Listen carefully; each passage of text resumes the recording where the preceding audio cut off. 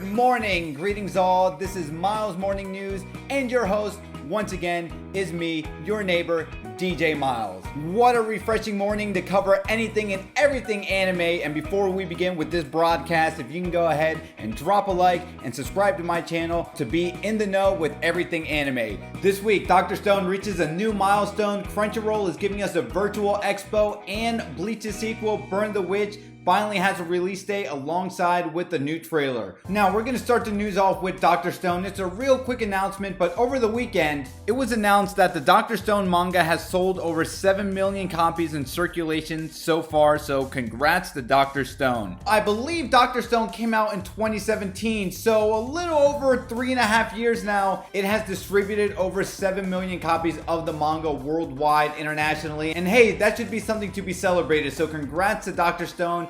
And as we all know, as I mentioned last week, the Dr. Stone's Stone Wars anime is coming out in 2021. This is season 2, so if you guys haven't seen Dr. Stone, I highly recommend it. And although it is a shonen, it is a fresh take on the genre, so go ahead and check it out if you haven't done so right now. Now, I know this pandemic has made it almost virtually impossible for people to attend conventions, music festivals, you name it, anything outside, we're just probably not gonna do. But Crunchyroll is like, we are going to give each and every one of you guys this year a virtual online convention. So how the hell is that going to work? Well, Crunchyroll's events director Adam Sheehan had a few words on the matter. What I think sets virtual Crunchyroll Expo apart is the overall feeling that it's more than just a live stream on YouTube. On top of great programming, VCRX has a shopping district full of online exhibitors, an art district full of amazing artists from all over the world. In addition to that, there are things for fans to engage with, like our Onyx Equinox scavenger hunt and Yuzu's cat cafes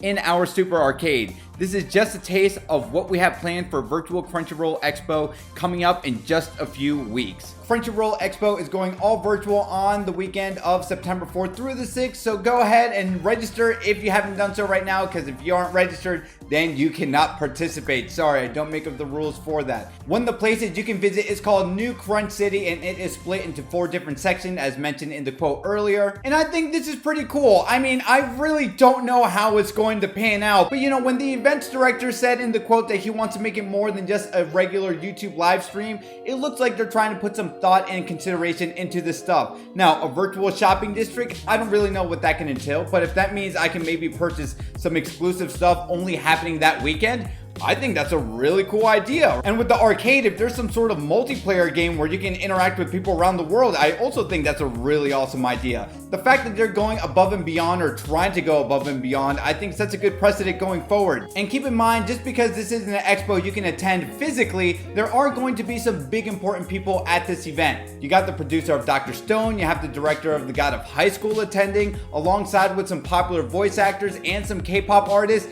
They're trying to put a lot of fluff into this, and I'm sure they're probably going to hold some special news events and trailers for some of the animes that they have the exclusive rights to, such as, I don't know, Tower of God. I'm excited to hear some more news on Tower of God if we get some, fingers crossed, we get some news on Tower of God. Now, with all the smaller news out of the way, let's go ahead and dive into the meat and potatoes of this week's show. As if our fall lineup wasn't stacked enough, we got Haikyuu, we got No Bleach, we got Jujutsu Kaisen, and fingers crossed still maybe for Attack on Titan. I don't know, please.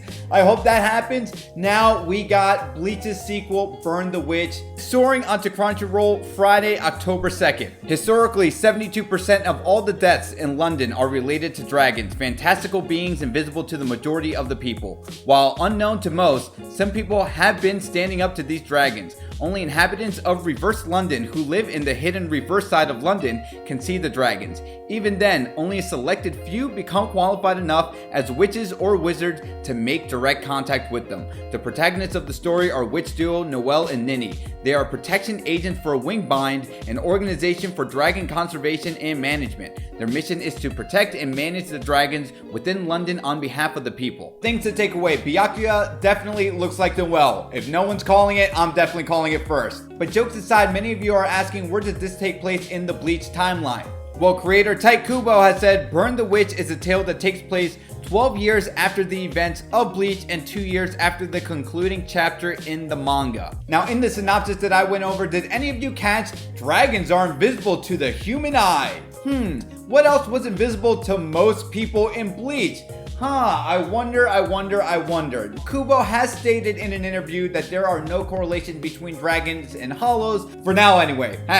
Who knows? And I'm sure the other question everyone has in mind is, will Ichigo show face in this universe? Now, I don't want to get everyone's hopes up, but Kubo did also say in an interview that after the events of Bleach, Ichigo did major in English literature, and this could be a very, very loose connection that I'm making. Knowing what Ichigo went through with everything in Bleach, I'm sure that's probably a good enough reason for him to just go study and possibly become a professor. But there is a bit of a breadcrumb trail that you could make with that. Now, am I personally excited about this? I'm gonna be honest with you, I'm 50-50. Let's not take away anything from the creator of Bleach. He has amazing designs, he has amazing transformations, his characters look cool. Story is kind of up in the air, very debatable. I know a lot of people stopped watching Bleach after the Soul Society arc. I just recently finished watching it up until the Aizen arc, and there's a lot of good stuff in the Aizen arc.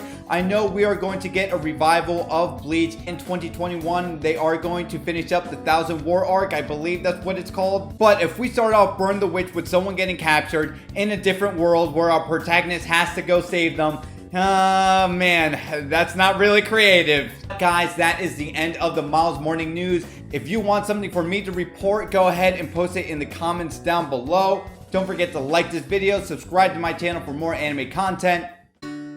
My name is DJ Miles, and as I always say, to be continued, take care.